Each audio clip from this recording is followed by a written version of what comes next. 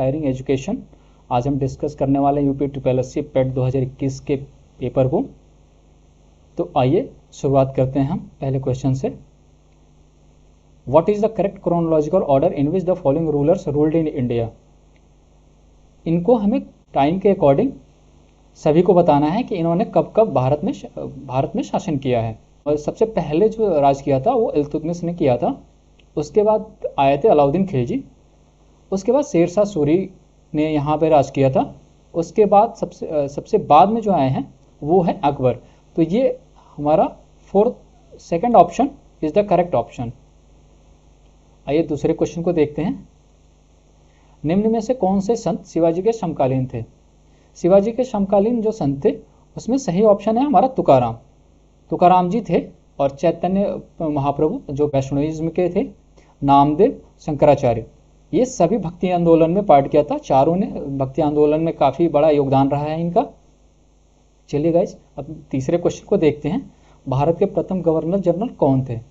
भारत के प्रथम governor general Lord Warren Hastings हैं। ये क्वेश्चन रिपीटेड है, काफ़ी बार पेपर्स में वेरियस एग्जाम्स जो होते हैं उनमें पूछा जाता है, और ये फ्रिक्वेंटली रिपीटेड क्वेश्चन है।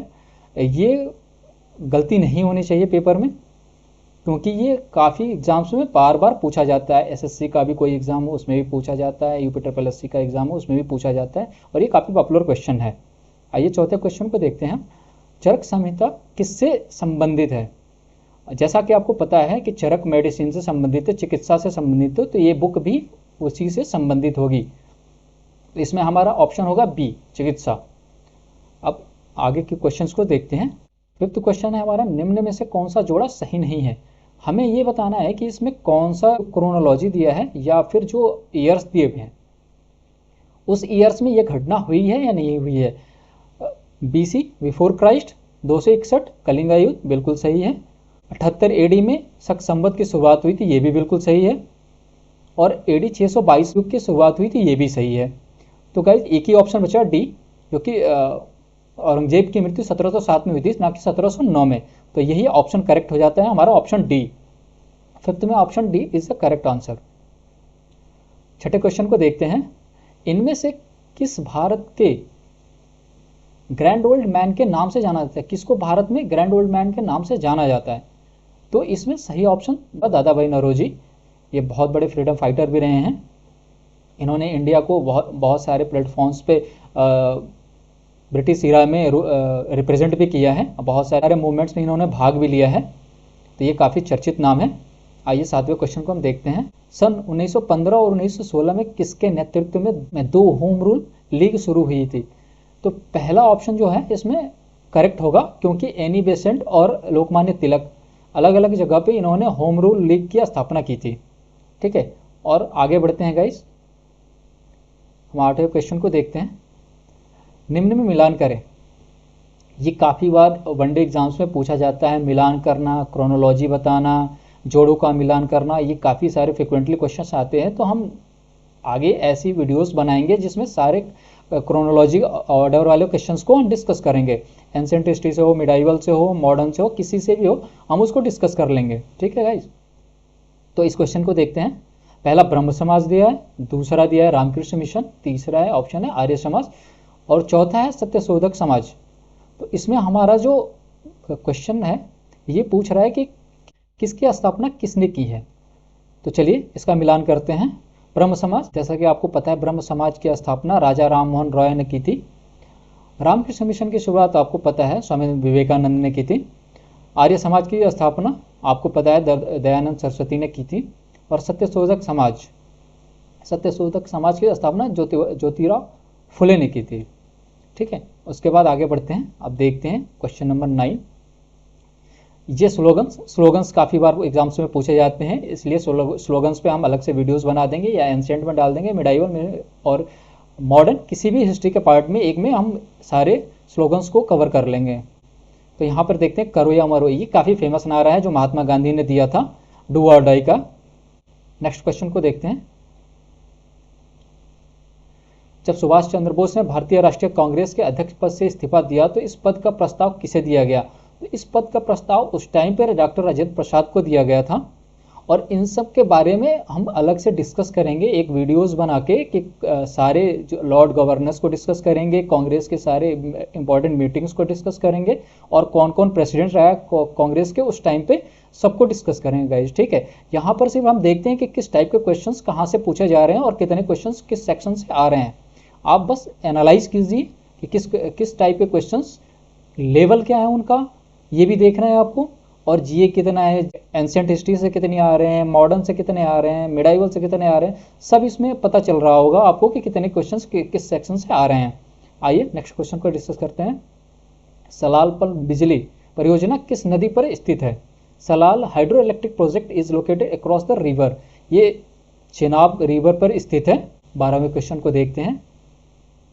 वर्नल इक्विनॉक्स टेक्स प्लेस ऑन, ये हमेशा 21 मार्च को होता है। ठीक है गाइज, ये आगे हम ज्योग्राफी की वीडियोस जब बनाएंगे तो उसमें इक्विनॉक्स के बारे में भी हम डिस्कस करेंगे, तो आप घबराएं ना, आगे के वीडियोस में हम सारी चीज़ों को इलेबोरेटिव वे में डिस्कस करेंगे। आइए देखते हैं आगे क्वेश्चंस को। राजस्थान में खेतड़ी परियोजना किसके उत्पादन के लिए प्रसिद्ध है? राजस्थान में खेतड़ी परियोजना तांबा के लिए, जो कि कॉपर है, कॉपर के लिए काफ़ी फेमस है और यहाँ से भारत की काफ़ी सारा कॉपर यहीं से एक्सपोर्ट होता है। अब 14वें क्वेश्चन को देखते हैं। काजीरंगा राष्ट्रीय उद्यान कहाँ स्थित है? ये असम में स्थित है और ये एक सींग वाले गैंडे के लिए फेमस है। ठीक है, आइए हम 15वें क्वेश्चन को देखते हैं। भारत में कौन सी हिमालयी नदी तंत्र की नदियां हैं? इसमें आपको बताना है कि हिमालय से निकलने वाली कौन कौन सी नदियां हैं, जिसमें हमें 4 ऑप्शंस दिए गए हैं। 4 ऑप्शंस में से हमें बताना कि हिमालय से कौन सी नदियां निकली हैं। तो आपको पता होगा कि गंगा हिमालय से ही निकली हुई है, तो सेकंड ऑप्शन तो करेक्ट होगा ही होगा। और तीसरा ब्रह्मपुत्रा भी हिमालयन रिवर ही है, क्योंकि ये तिब्बत से आती है। हिमालय तिब्बत नेपाल इंडिया में फैला हुआ है। ठीक है गाइज, अब आगे देखते हैं 16वें क्वेश्चन को। बैंक दर का अर्थ क्या है? बैंक रेट मीन्स, तो इसमें ऑप्शन डी करेक्ट होगा। Official rate of interest charge by the central bank of the country, जो आरबीआई से लोन लेता है उस पर लिया जाने वाला कर है, इसी को बैंक रेट कहते हैं। आगे डिस्कस करते हैं 17वें क्वेश्चन की ओर बढ़ते हैं। आगे देखते हैं क्या है। यह आरबीआई की नगद कोषानुपात को घटा देता है, साख सर्जन पर क्या असर होगा? यदि आरबीआई कोषानुपात को घटा दे तो साख सर्जन पर क्या असर होगा? मतलब RBI reduces the cash reserve ratio, CRR अगर घटा देती है गवर्नमेंट, तो हमेशा क्रेडिट की रेशन है वो बढ़ जाएगा, लोग लोन अधिक लेने लगेंगे। मतलब इसका यही है, सीआरआर घटाने का मतलब यही है कि लोग लोन अधिक लेने लगेंगे, क्योंकि बैंक के पास पैसा रहेगा, बैंक सबको लोन प्रोवाइड करा सकती है। 18वें क्वेश्चन को डिस्कस करते हैं। इनमें से किस प्रकार के अर्थव्यवस्था में संसाधनों पर निजी अधिकार होते हैं और आर्थिक गतिविधियों का मुख्य उद्देश्य लाभ अर्जित करना होता है? तो इसमें सबसे पहली चीज़ आपको ये समझना है कि वैसी इकोनॉमी को बताना है, वैसे अर्थव्यवस्था को बताना है जिसमें सिर्फ हमारा प्रॉफिट से मतलब होता है। ये मतलब नहीं होता है कि सोशल वेलफेयर हो, ऐसा कुछ नहीं होता है। ये होता है कैपिटलिज्म, पूंजीवाद ऐसी अर्थव्यवस्था होती है जिसमें सिर्फ हमें फायदे से मतलब होता है और किसी चीज़ से मतलब नहीं होता है। आइए 19वें क्वेश्चन को देखते हैं। 100 रुपये का नोट किसके द्वारा हस्ताक्षरित होता है? तो ये हमेशा याद रखिएगा, ये आरबीआई गवर्नर के द्वारा होता है। और जब हम इकोनॉमी के वीडियोस बनाएंगे तो आपको बताएंगे कि किस किस के नोट पे कौन कौन किसके हस्ताक्षर होते हैं। ठीक है, आइए डिस्कस करते हैं 20वें क्वेश्चन को। फीमा का पूर्ण रूप क्या है? तो आपसे एब्रिविएशन भी पूछता है कि इसका फुल फॉर्म क्या होगा। ये होता है फेमा का फॉरेन एक्सचेंज मैनेजमेंट एक्ट। जो भी विदेशी मुद्रा से रिलेटेड चीज़ें होती हैं वो इसी के एक्ट के थ्रू मैनेज की जाती हैं। आइए हम 21वें क्वेश्चन को देखते हैं। भारतीय संविधान में जन स्वास्थ्य एवं स्वच्छता किस में शामिल है? तो जन स्वास्थ्य एवं स्वच्छता मतलब the public health and sanitation is included in the constitution of India. ये स्टेट लिस्ट में होता है। आगे बढ़ते हैं। भारत में पंचायती राज व्यवस्था इसके अंतर्गत रखी गई है। राज्यों के नीति निर्देशक तत्व directive principles of state policy में रखी गई है। आर्टिकल 40 जो है राज्यों में ग्राम पंचायत के गठन के बारे में बताता है। ठीक है गाइस, हम आगे बढ़ते हैं। 23वें क्वेश्चन की ओर। शिक्षा का अधिकार एक मौलिक अधिकार है जो किससे संबंधित है? आप सबको पता होगा, जिसने कॉन्स्टिट्यूशन थोड़ा सा पढ़ा होगा, अनुच्छेद 21A से संबंधित है। इसमें ऑप्शन ए करेक्ट होगा। आइए डिस्कस करते हैं 24वें क्वेश्चन को। निम्न में से किसने संविधान सभा में उद्देश्य प्रस्ताव रखा? तो आपको पता होगा जवाहरलाल नेहरू ने उद्देश्य प्रस्ताव पत्र रखा था, जो कि बाद में चल के हमारा कॉन्स्टिट्यूशन का प्रियम्बल बना, प्रस्तावना बना। आइए 25वें क्वेश्चन को डिस्कस करते हैं। ये जीएस का लास्ट क्वेश्चन है, इसके बाद जनरल साइंस स्टार्ट होगी। भारतीय संविधान के किस अनुच्छेद में अल्पसंख्यकों के हित निहित हैं? तो अल्पसंख्यकों के हित के बारे में, माइनॉरिटीज के बारे में आर्टिकल 29 और 30 डिस्क्राइब करता है। इसको बाद में भारतीय संविधान हम जब डिस्कस करेंगे तो उसमें आपको अच्छे से हम इसको एलाबोरेटिव वे में डिस्कस करेंगे। 26वें क्वेश्चन को देखते हैं। ठोस चालक में धारावाहक होता है। ठोस चालक में धारावाहक होता है, आपको पता होता है कोई भी ठोस हो उसमें मुक्त इलेक्ट्रॉन जो होते हैं, फ्री इलेक्ट्रॉन्स ही धारावाहक का काम करते हैं। Current carrier in solid conductors are, free electrons ही होते हैं वो, क्योंकि नेगेटिव चार्ज होता है, पॉजिटिव चार्ज को अट्रैक्ट करता है।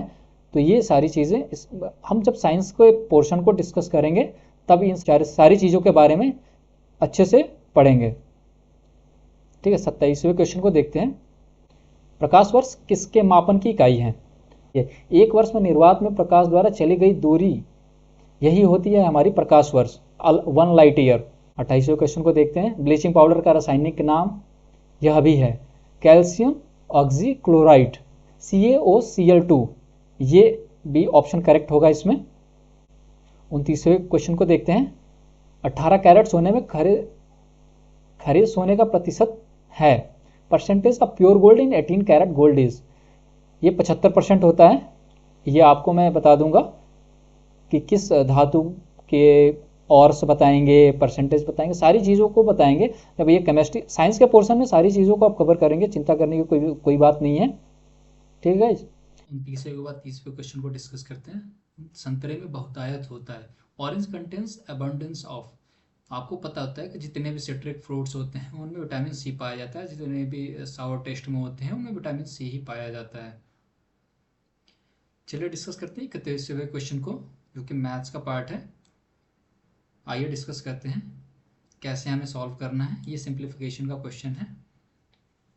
यहाँ पर दे रखा है रूट में ये क्वेश्चन मार्क है, ये पूछ रहा है हमसे, जहाँ पर क्वेश्चन मार्क है उसको एक्स मान लेते हैं, अपॉन 196 72 इक्वल टू 72 अपॉन 56 दे रखा है। गाइज हम दोनों तरफ या तो स्क्वायर करके कर सकते हैं या फिर इसको सॉल्व भी कर सकते हैं। रूट एक्स को रूट एक्स रहने देते हैं। 196 का जानते हैं आप, रूट में 196 की वैल्यू 14 होती है, ये सबको पता है। यहाँ से इक्वल टू 72 अपॉन 56, 14 चौके 56 होता है, ये सबको पता है, नॉर्मल डिवीजन है, ये कोई भी कर सकता है। और यहाँ से हम डिवाइड कर देंगे 72 को। ठीक है गाइस, यहाँ से हो जाएगा 18, लेकिन हमें x की वैल्यू बतानी है, x की वैल्यू बतानी है, ना कि रूट x की। ठीक है, तो आप यहाँ देख सकते हैं रूट x इक्वल 18 आया है, तो x इक्वल दोनों तरफ हम स्क्वायर कर देंगे, और 18 का स्क्वायर जो होता है 324 होता है, तो यहाँ पे सी ऑप्शन करेक्ट होगा। आगे डिस्कस करते हैं 32वें क्वेश्चन को। 32वें क्वेश्चन में हम कुछ नहीं करना है, ये बहुत ही इजी क्वेश्चंस होते हैं, इनको टैकल करना बहुत ही आसान होता है। आपको फॉर्मूले पता होने चाहिए कि कौन सा फॉर्मूला किस क्वेश्चंस में लगने हैं। 885 को हम ए एज्यूम कर लेते हैं, 115 को हम बी एज्यूम कर लेते हैं। ये सिर्फ हमें मानना है कि 885 को ए मान लिया, 115 को बी मान लिया। अब यहाँ से क्या हो गया, ए इंटू ए, ये हो जाएगा ए क्यूब। जैसे आपको पता है 3 बार किसी भी रिपीट चीज को सेम डिजिट या वेरिएबल्स को मल्टीप्लाई करते हो तो क्यूब में या स्क्वायर में डबल कर रहेगा तो स्क्वायर हो जाएगा, ट्रिपल रहेगा तो क्यूब हो जाएगा। और यहाँ से हमें जो फॉर्म मिलेगा a cube plus b cube upon, यहाँ पे हमने जो माना है पहले में ए स्क्वायर हो जाएगा, जैसा आप देख रहे हैं 115 को b माना है, 115 जब b है, b को 2 बार गुणा करेंगे तो b स्क्वायर हो जाएगा, और माइनस 885 को हमने माना है a, 115 को माना है b।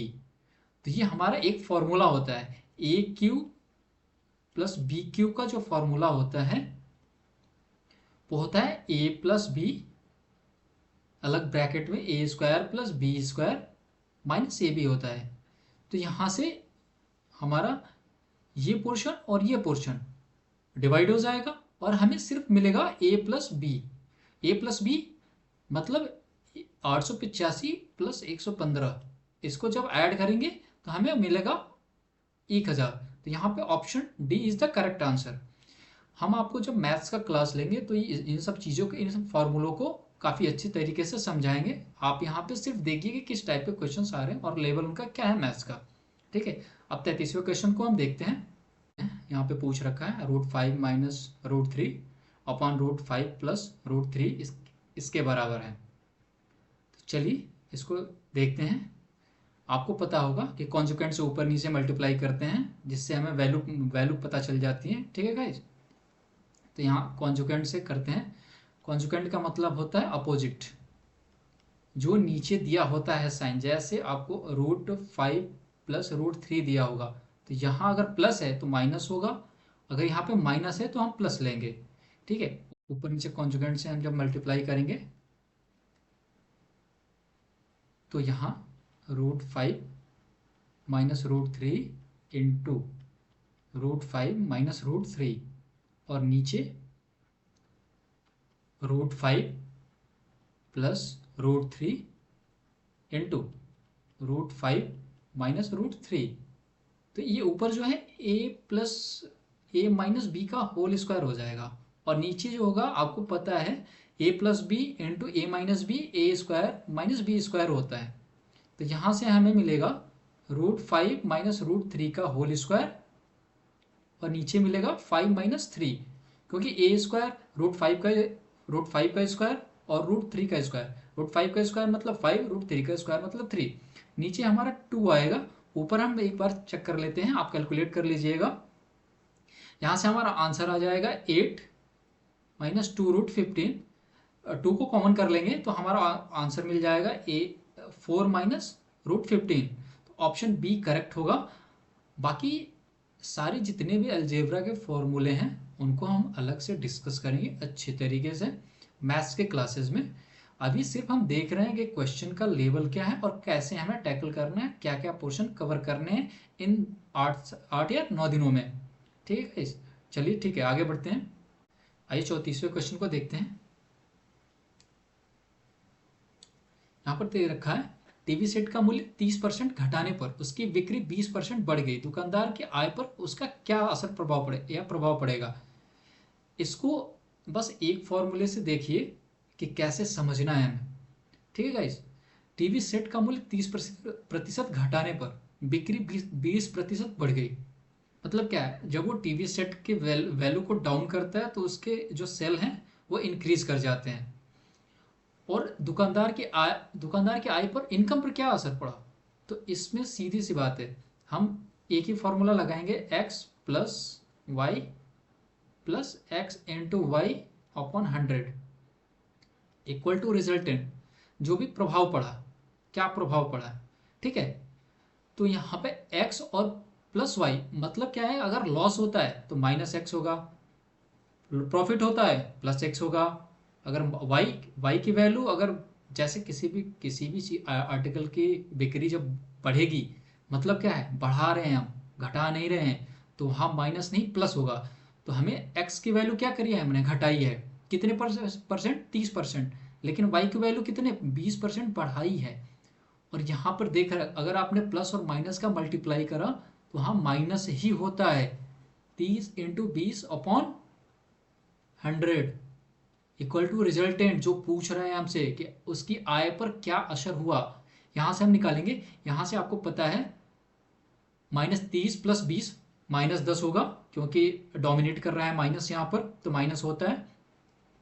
माइनस यहाँ से एक जीरो से एक जीरो, दूसरे जीरो से दूसरे जीरो को कैंसिल आउट कर देंगे, यहाँ पे -6 होगा, -10 इंटू -6 -16, माइनस जब भी आएगा तो ये डिनोट करेगा लॉस को। तो यहाँ क्या हो रहा है, 16% डिक्रीज हो रहा है उसके टोटल इनकम में। ठीक है, 35वें क्वेश्चन को डिस्कस करते हैं। आइए, ये एवरेज का क्वेश्चन है। 4 खिलाड़ियों की औसत उम्र 18.5 वर्ष है। अगर कोच की उम्र भी इसमें शामिल की जाए तो औसत उम्र 20% बढ़ जाती है, तो कोच की उम्र क्या होगी। सबसे पहले तो हमें बढ़ी हुई औसत एज निकालनी है। औसत एज में इंक्रीज परसेंटेज कितना है, 20%। टोटल हमें कितना दे रखा है, 18.5% 18.5 वर्ष दे रखा है 4 खिलाड़ी की औसत उम्र। लेकिन जब पांचवा शामिल होता है तो उनकी औसत उम्र 20% बढ़ जाती है। तो सबसे पहले बढ़ी हुई औसत एज निकालते हैं, 18.5 गुणा 120/100। ये भी एक तरीका है। या फिर आप एक काम और कर सकते हैं, सीधा अगर टीचर जैसे सबकी उम्र बढ़ रही है, सबकी अगर औसत औसत बढ़ा तो सब में बढ़ेगा, पहले में बढ़ेगा, दूसरे में बढ़ेगा, तीसरे में बढ़ेगा। औसत का मतलब यही होता है कि इक्वली डिवाइड होता है वो। ये भी 18.5 का है, ये भी 18.5 का है, ये भी 18.5 का है, और जो टीचर आएगा वो 18.5 का तो होगा ही, प्लस 20% आने पर वो इंक्रीज कर रहा है सबकी उम्र में। मतलब क्या है, जैसे 18.5 का हम 20% निकाल लें तब भी क्वेश्चन सॉल्व हो जाएगा। ठीक है गाइस, 3.7 होगा, यहाँ निकाल लेंगे, इसको ऐड कर देंगे, 2 हो जाएगा, और ये क्या होगा, 22। ठीक है, लेकिन उम्र में कितना बढ़ रहा है, 3.7 ईच बढ़ रहा है। तो 5 जब कैंडिडेट हैं तो 5 को मिला के ही बढ़ेगा ना सब पे। तो 3.7 इंटू 5 कर देंगे। 3.7 इंटू 5 करने के बाद हमें क्या मिलेगा, तो ये आप कैलकुलेट कर लीजिएगा। और कैलकुलेट करने के बाद जो भी, मान लीजिए इसकी वैल्यू ए आ रही है, ये सपोज किया है, उसमें 18.5 को ऐड कर देंगे तो ये हमें टीचर की वैल्यू पता हो जाएगी, टीचर की उम्र इस समय क्या है, जो कोच की उम्र पूछ रखा है इसने। आइए अगले क्वेश्चन को डिस्कस करते हैं। 36वां जो क्वेश्चन है ये हिंदी से दिया हुआ है। एकल का विलोम शब्द, ये सभी को पता होगा, सभी ने सही करा होगा, बहुल। जब एक चीज है तो उसका आंसर सीधे सी बात है कि मल्टीपल चीज होगी तभी वो उसका आंसर करेंगे। एक चीज दे रखा है, उसका विलोम शब्द पूछ रखा है तो बहुल होगा, बहुत सारी चीजें। दर्प पीएन पांडे की बुक से सीधा उठाया गया है। दर्प का मतलब होता है अहंकार, घमंड। तो यहाँ पे बी ऑप्शन सही होगा। आगे बढ़ते हैं, 38वें क्वेश्चन देखते हैं। मन को हरने वाला, मन को हरने वाला जो मन को भा जाए वो क्या है, मनोहर है। आगे देखते हैं 39वें नंबर क्वेश्चन को। गागर में सागर भरना मतलब क्या है, गागर में सागर भरना मतलब बहुत बहुत छोटी जगह में बहुत सारा कुछ, मतलब थोड़े में बहुत कहना। अब देखते हैं, करेक्टली स्पेल्ड करना है, शुद्ध वर्तनी जिसको कहते हैं। तो यहाँ पे महत्वाकांक्षा होगा, ऑप्शन सी करेक्ट होगा। अब देखते हैं, ये इंग्लिश का पैसेज दे रखा है। इंग्लिश के पैसेज को करने का तरीका ये होता है कि पहले आप क्वेश्चंस को पढ़ें, जैसा मैंने किया था। पहले क्वेश्चंस को पढ़ते हैं, उसके बाद हम आंसर को देखते हैं। पूरा पैसेज पढ़ने का कोई मतलब नहीं होता है, पहला टाइम वेस्ट होता है वो। इससे अच्छा है कि हम क्वेश्चंस को पढ़ें, क्वेश्चन क्या कह रहा है, उसके बाद हम आंसर कर सकते हैं। सबसे पहले क्वेश्चन है 41 number question, a many sided personality means. तो इसमें सीधा मेंशन कर रखा है यहाँ पर, Nehru was a many sided personality. He enjoyed reading, writing books as much as he enjoyed fighting politics and social evils or resisting tyranny। तो यहाँ पे दे रखा है, उनके इंटरेस्ट को दिखा रहा है कि वो किस किस चीज़ों में इंटरेस्ट लेते हैं। तो यहाँ पे एक ही ऑप्शन अप्रोप्रिएट बैठ रहा है, या पर्सन हैविंग वैलिड इंटरेस्ट। तो यहाँ पे ऑप्शन नंबर सी होगा। पहले 41 नंबर क्वेश्चन का आंसर जो होगा ऑप्शन सी करेक्ट होगा, पंडित नेहरू। अब 42वें क्वेश्चन को देखते हैं, पंडित नेहरू एंजॉयड। तो आपको पता है, अभी हमने देखा पंडित नेहरू एंजॉयड, यहाँ पे यहाँ से लाइन। अब अगर आप क्वेश्चन को पहले पढ़ लेते हैं तो आपको आंसर देने में इजीनेस होगी, टाइम भी बचेगा आपका। और एग्जाम में टाइम बहुत वैल्यू करता है गाइस, तो इसलिए टाइम को मैनेज करना इसी तरीके से सीखा जाता है। पहले क्वेश्चंस को पढ़ लेना चाहिए, पैसेज को, और उसके बाद पैसेज में सारी चीज़ें दी जाती हैं। यहां पर दे रखा है, आप देख सकते हैं, रीडिंग एंड राइटिंग बुक्स दे रखा है, fighting political and social evils ये भी दे रखा है, आप देख सकते हैं यहाँ पे, मैंने उसको हाईलाइट कर दिया है। रेजिस्टिंग टायरनी ये भी दे रखा है, रेजिस्टिंग टायरनी वो क्रूरता को, क्रूरता का विरोध करते थे, टायरनी में क्रूरता होता है। तो doing all this and much more, option number D is the correct answer. अब आगे बढ़ते हैं 43वें क्वेश्चन को देखते हैं। Which of the following statement reflect the Pandit Nehru point view. चारों ऑप्शन को पढ़ लेते हैं। Humanism is more important than science, नहीं। Science is supreme and humanism is subordinate to it, ये भी नहीं हो सकता है, साइंस को ह्यूमैनिज्म के ऊपर हम कर दें।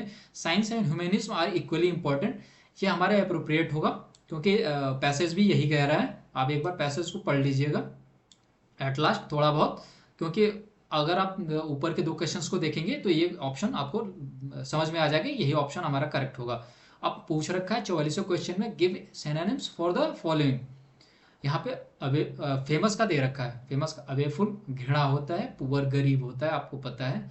स्टडी ये भी नहीं होगा। पॉपुलर, फेमस का मतलब ये होता है, सिनोनिम्स पूछ रखा है, मतलब इसका सेम मीनिंग पूछ रखा है, पॉपुलर होगा। फेमस मतलब प्रसिद्ध, पॉपुलर मतलब भी प्रसिद्ध होता है। 45वें क्वेश्चन को देखते हैं, give antonym for the following. Transparent, आपको पता है ट्रांसपेरेंट मतलब होता है पारदर्शी, जो आर पार दिखे, जो अस्पष्ट हो। इसमें ऑब्वियस स्पष्ट होता है, क्योंकि एंटोनिम पूछ रखा है, विलोम शब्द पूछ रखा है, तो ये हम ऑप्शन नहीं टिक करेंगे। लिम्पिड का मतलब भी वही होता है, क्लियर भी वही होता है, क्लियर भी मतलब आर पार जो दिख जाए, वही सेम मीनिंग हो गया। एक ही ऑप्शन बचता है इसमें, ओपेक। ओपेक मतलब होता है अपारदर्शी या फिर वेग, जो दिखे ना आर पार, जो स्पष्ट ना हो। ठीक है, 46वें क्वेश्चन को देखते हैं, जो कि रीजनिंग का क्वेश्चन है। पक्षी विज्ञान, पक्षी से रिलेटेड है। नृविज्ञान, नृविज्ञान होता है मैनकाइंड, मैनकाइंड मानव शास्त्र से रिलेटेड होता है। एंथ्रोपोलॉजी में मानव शास्त्र कहते हैं, जो नृविज्ञान से रिलेटेड होता है, ये मैनकाइंड से होता है, मानव से। तो यहाँ पे ऑप्शन नंबर सी करेक्ट होगा। आइए 47वें क्वेश्चन को देखते हैं। उस शब्द का चयन कीजिए समूह के बाकी शब्दों में मेल नहीं रखता। दही, मक्खन, पनीर, सारी दूध से बनने वाली चीजें हैं तीनों ये, और एक ही चीज दूध से नहीं बनती है, वो तेल। ठीक है गाइस, नेक्स्ट क्वेश्चन को देखते हैं, 48वें क्वेश्चन को, जो कि हमें ये कोडिंग डिकोडिंग का क्वेश्चन है। सारी चीजों को आप देख लीजिएगा, इसमें देख रखा है पी आर प्रोडक्शन दे रखा है। अब देखना है इसमें, या हमेशा कोडिंग डिकोडिंग में ये चीज होती है, या तो इसमें +1 होता है, या फिर रिप्लेसमेंट होता है, या फिर क्रॉस सेक्शन होते हैं। तीन चार टाइप के होते हैं। जब रीजनिंग के क्लासेस लेंगे तो हम उसमें डिस्कस करेंगे कौन कौन से टाइप से क्वेश्चंस देते हैं, और उनको टैकल भी करेंगे। आइए यहाँ देखते हैं। पी पी 16वें नंबर पर आता है, जैसा आपको पता है, पी 16 नंबर पे आता है। क्यू 17 नंबर पर आता है। इसमें क्या हो रहा है गाइस, देख रहे हैं, एक इंक्रीज हो रहा है। आर 18 नंबर पर आ रहा है, लेकिन क्यू क्यू किस पे आ रहा है, 17 पर, मतलब 1 माइनस हो रहा है। यही सीरीज हमारा चलेगा, पहले +1 फिर -1।